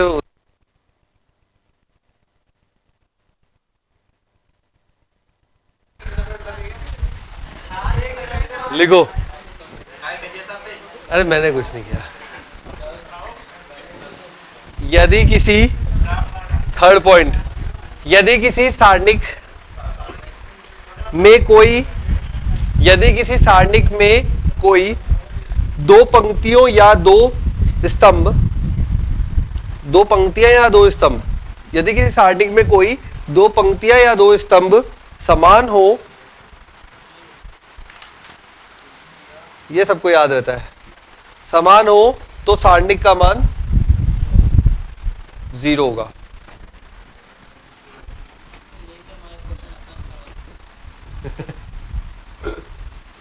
ये भी सही है।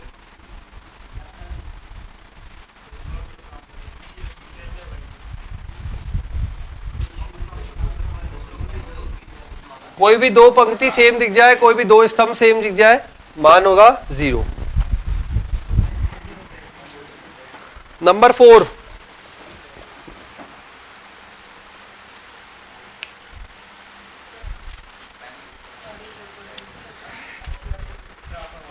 देखिए, यदि किसी सारणिक में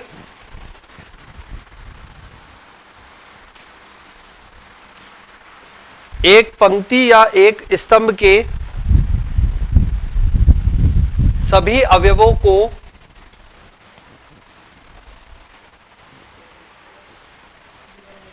यदि किसी सारणिक में एक पंक्ति या एक स्तंभ के सभी अवयवों को किसी अशून्य संख्या से गुणा कर दिया जावे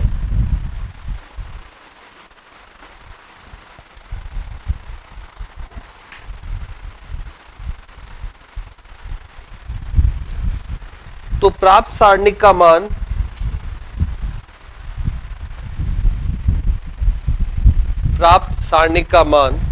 मूल सारणिक के मान तथा प्राप्त सारणिक का मान मूल सारणिक के मान तथा संख्या के गुणनफल के बराबर होता है। मूल सारणिक के मान तथा संख्या के गुणनफल के बराबर होता है।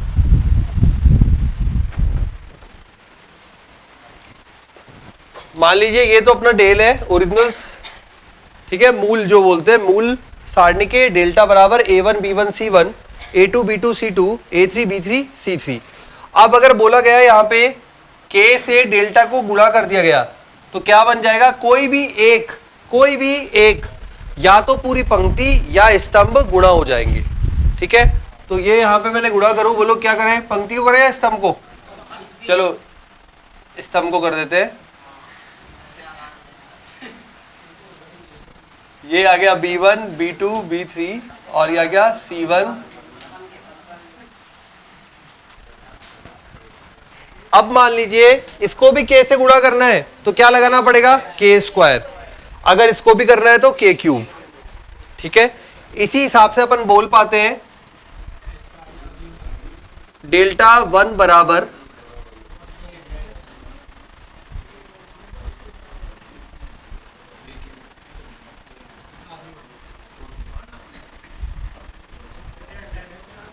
जो ऑलरेडी यूज किया था। अगर आपने एक के से गुणा किया, अगर दूसरे को भी करना है तो k स्क्वायर और तीसरे को करना है k क्यूब। तो इसका मतलब ये बोल सकते हैं कि कभी भी अगर कांस्टेंट संख्या से सारणिक को गुणा किया जाएगा तो वो उसकी कोटि लेके बाहर आएगा। वो संख्या जो है वो कोटि लेके बाहर आएगी, मतलब जैसे ये k आ गया क्यूब लेकर आएगा। अगर 2/2 का होगा तो स्क्वायर लेकर आएगा, ठीक है। 4 लेकर भी आएगा। नेक्स्ट लिखिए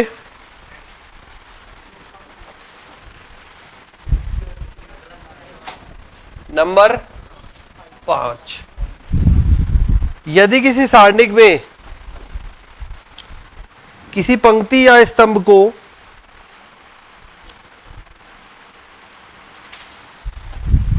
यदि किसी सारणिक में किसी पंक्ति या स्तंभ के प्रत्येक अवयव को लेना, यदि किसी सारणिक में किसी पंक्ति या स्तंभ के प्रत्येक अवयव को दो या अधिक संख्याओं के योग, प्रत्येक अवयव को दो या अधिक संख्याओं के योग के रूप में लिखा जाए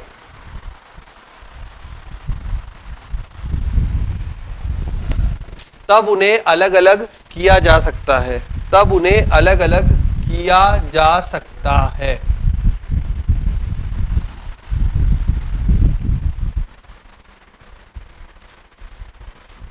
b1 c1 a2 b2 c2 a3 b3 and c3।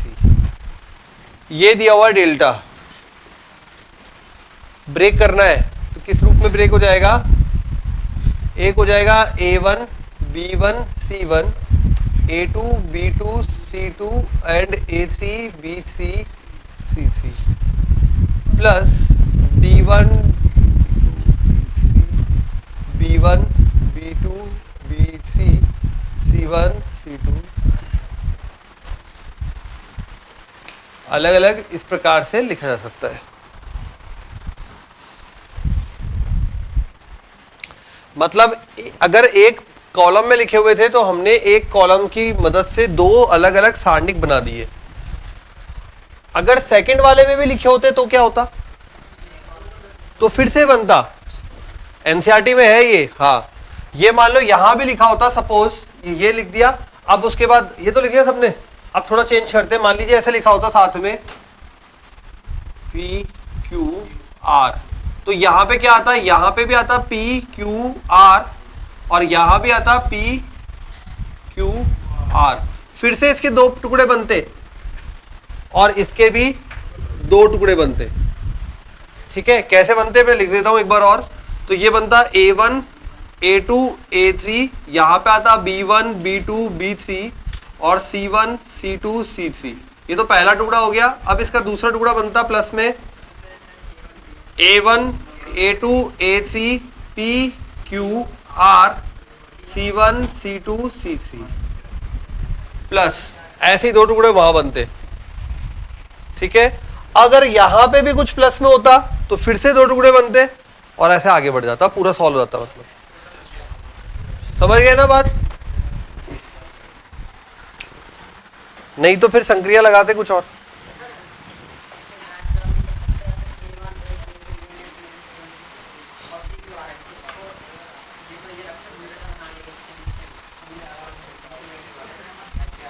कैसे?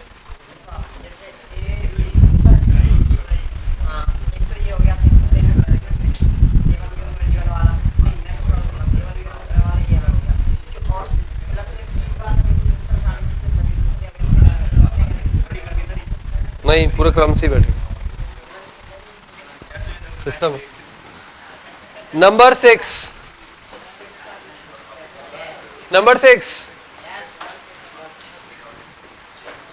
सारणिक की किसी पंक्ति या स्तंभ में, सारणिक की किसी पंक्ति या स्तंभ के प्रत्येक अवयव में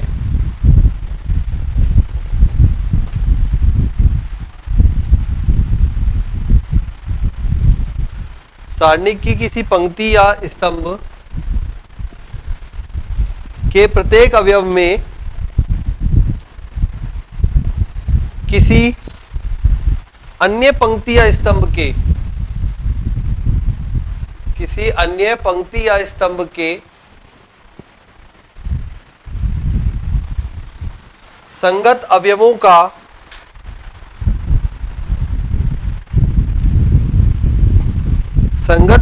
का कोई अचर गुणज जोड़ने या घटाने से सारणिक के मान में कोई परिवर्तन नहीं होता। अचर गुणज जोड़ने या घटाने से सारणिक के मान में कोई परिवर्तन नहीं होता।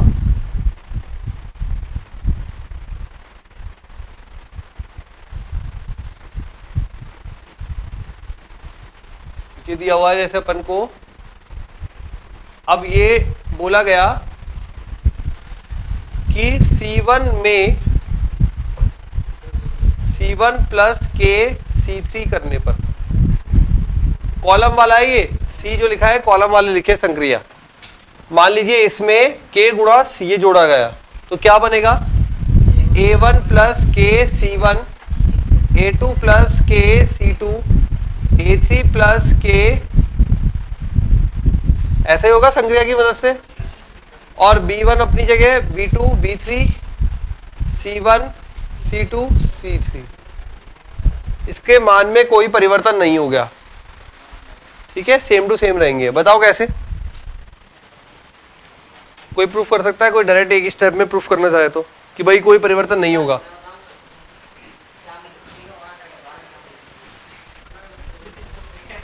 मान में परिवर्तन नहीं होगा, इसका मतलब क्या?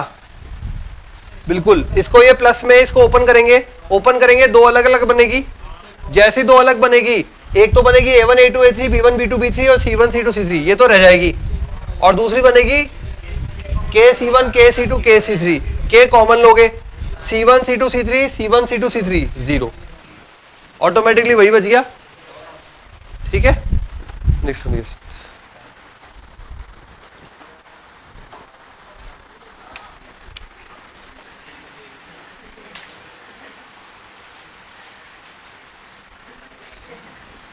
देखो, यदि किसी सारणिक के, सबसे इंपॉर्टेंट है ये वाली, नेक्स्ट पॉइंट, यदि किसी सारणिक के किसी पंक्ति या स्तंभ के सभी अवयव, यदि किसी सारणिक के किसी पंक्ति या स्तंभ के सभी अवयव शून्य हो,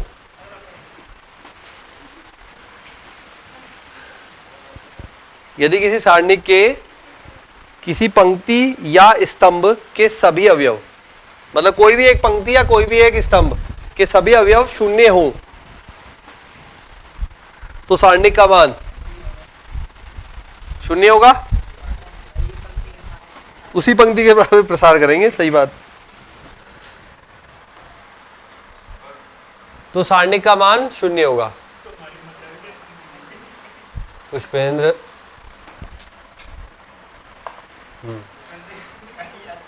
नेक्स्ट लिखो।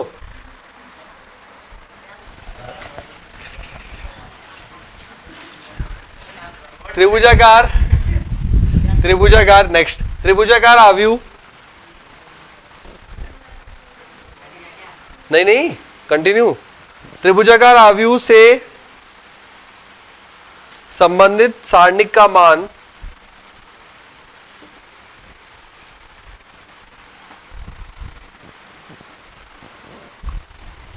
उसके मुख्य विकर्ण के अवयवों का गुणन होता है। त्रिभुजाकार आव्यूह से संबंधित सारणिक का मान उसके मुख्य विकर्ण के अवयवों का, उसके मुख्य विकर्ण के अवयवों का गुणन होता है। उसके मुख्य अवयवों के गुणन होता है, विकर्ण के अवयवों का गुणन होता है। ठीक है, तो डायरेक्ट भी निकाल सकते हो आप इसकी सहायता से। कोई भी त्रिभुजाकार मैट्रिक्स लिखोगे, मतलब सारणिक लिखोगे डिटरमिनेंट, और जब उसका मान निकालने की बात होगी तो मुख्य अवयव निकलेंगे, मुख्य अवयवों का गुणनफल। ठीक है, लिखो example. A B C 0 x y 0 0 l। कौन सी वाली है ये, कौन सा है त्रिभुजाकार में, कौन सा त्रिभुजाकार है? ऊपरी त्रिभुजा, ऊपरी, ऊपर, क्योंकि मुख्य त्रिभुज में मुख्य जो विकर्ण है उसके ऊपर मान अवेलेबल है।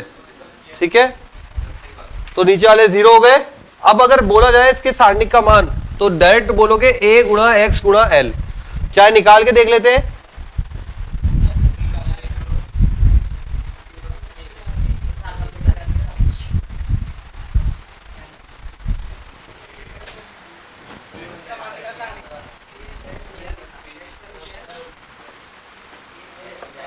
क्या हो गया? अरे किसी के भी सापेक्ष निकाल लो, ये निकाल लो ना, ये रहा, ये निकाल लो। अच्छा हाँ, आएगा वही फाइनल।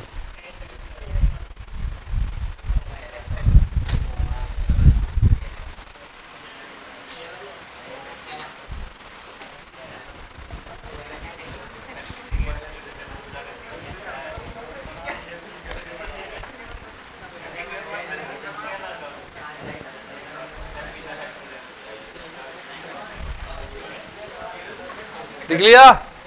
नेक्स्ट लिखो। यदि किसी सारणिक में, यदि किसी सारणिक में, लास्ट है, यदि किसी सारणिक में x के बहुपदों, यदि किसी सारणिक में x के बहुपदों और x के स्थान पर, और x के स्थान पर a रखने पर, x के स्थान पर a रखने पर, स्मॉल ए रखने पर सारणिक का मान शून्य हो जाए,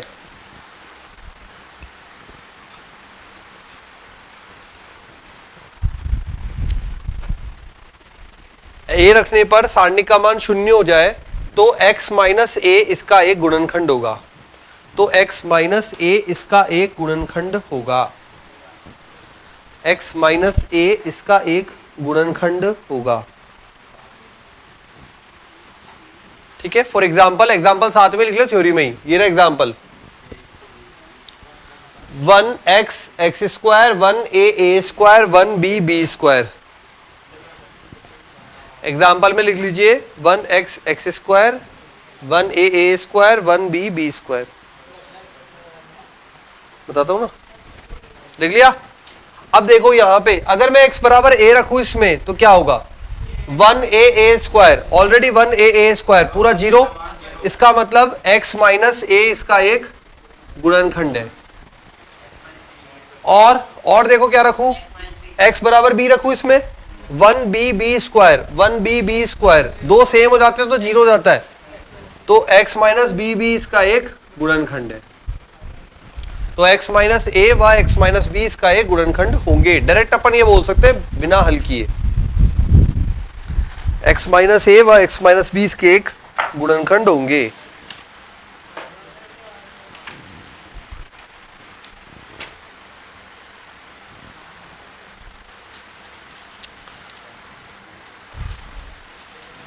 तो ये होते हैं यहां पे खत्म। फिर बात, हाँ थ्योरी बहुत है। हाँ कल की छुट्टी है, ठीक है।